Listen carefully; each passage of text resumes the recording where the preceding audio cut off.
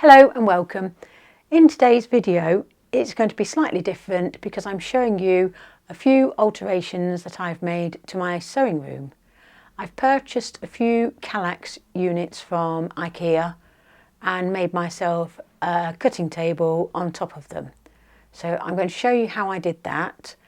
It's not how to do it because I'm no expert when it comes to DIY, but I'll have a go at anything, and I did it all on my own, didn't have any help from anyone. So let's see what I got up to.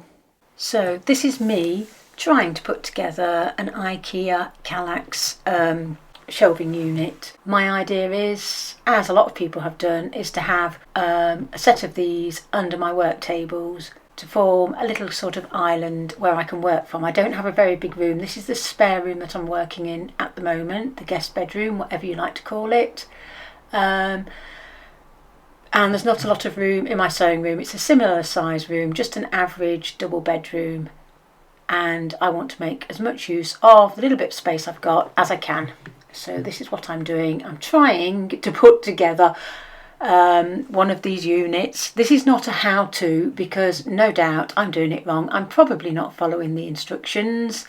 I have a problem with my hands. I don't know what the problem is, but I get numb fingers and my hands hurt quite a lot, so I'm finding it quite hard. But anyway, I get there in the end. So I'm going to speed it up now so you don't have to watch me painfully doing this. Yes, well, so my DIY skills are not the greatest, but I do get there in the end. I probably should have followed the instructions because I don't know whether I put it together in the right order, but in the end I got it there. I did find that some of the, what are these things called? Not raw plugs, dowels were too long, and I had to chop them off a little bit. Yeah, see, I'm not doing it quite right. Shouldn't be having to do it like that. But anyway, I put it all together in the end, and it all gets finished off. And altogether I built 1, 2, 3 units like this, but I won't let you watch me building all 3 because that would be a little bit too painful.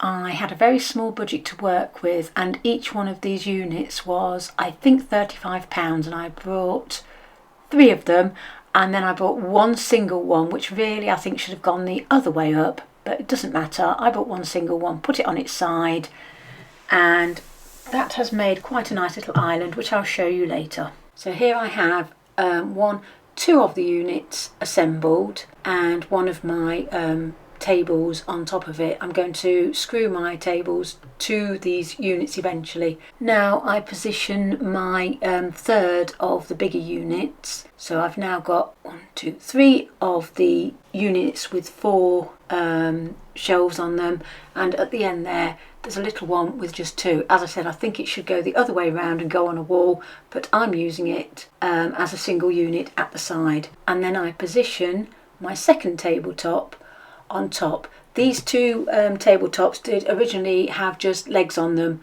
and they are IKEA tables. I'm not sure what they're called. I've had them many years and I've had to cover them because the surfaces got so bad. Eventually, the one that's got the marble effect on it, I change it and put some more sticky back plastic, I'm not sure what else you call it, put the sticky back plastic over the marble effect so at least they match. So like I say, I'm on a real tight budget here, so I couldn't afford to go out and buy much. I know other people have made their units higher by putting legs underneath them to get the right position.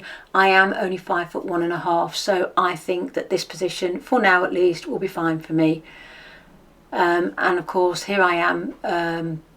I bought the boxes to go in the shelving unit, and they only cost £3 each, and I'm putting those in.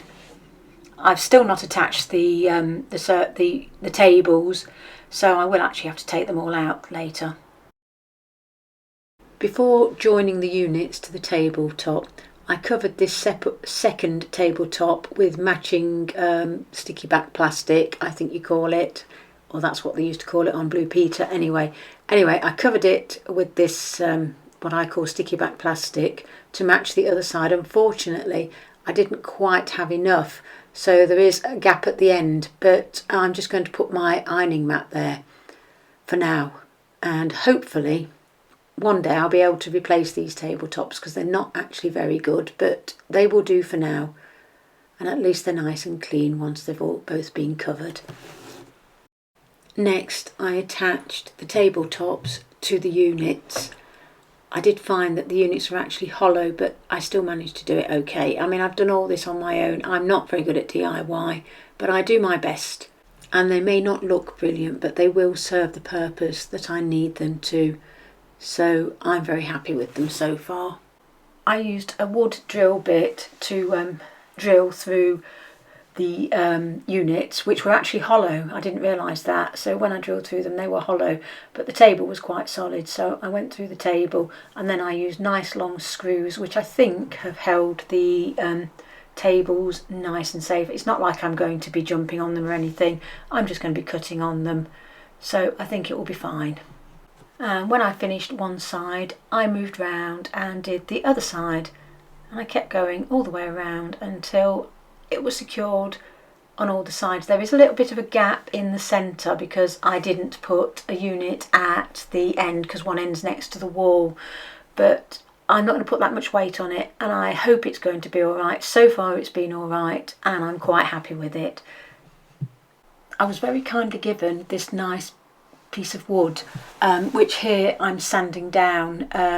It does need a little bit of work doing to it, and I haven't had time to do it properly yet, so I've just sanded it down a little bit to get a nice smooth finish, and there was a few marks on it. I've got rid of the marks, I've cleaned it up, and then I put some legs on it. Now you won't want to watch me sanding the whole of it. I've sped it up a little bit here so you can see a bit of it, but it did take rather a long time, and I did sand it all over and it's nice and smooth now. Now the next bit was a real struggle for me. I used the old legs off the Ikea, or the legs off one of the Ikea tables to put on the bottom of this to make into my sewing table, but it was real hard work drilling through this solid piece of wood. I found it quite a struggle and to get the screws in, so I won't show too much of this, but I did manage to get all four of these bases for the legs. You put these on and then screw the legs into them, and at the moment I've got four. I've got one in each corner, but I do plan to put another two in the middle because it's not that safe at the moment. It's a little bit rickety. I don't think it's going to fall down, but just for the future I'm going to put another two legs on it. And here is my finished cutting table with storage to all three sides. And at the end there you can just about see my new sewing table. It now has legs on it. Just needs a bit of teak oil. Thank you very much for watching. I hope you enjoyed the video. If you did, could you please like and subscribe? Thank you, and I'll see you next time.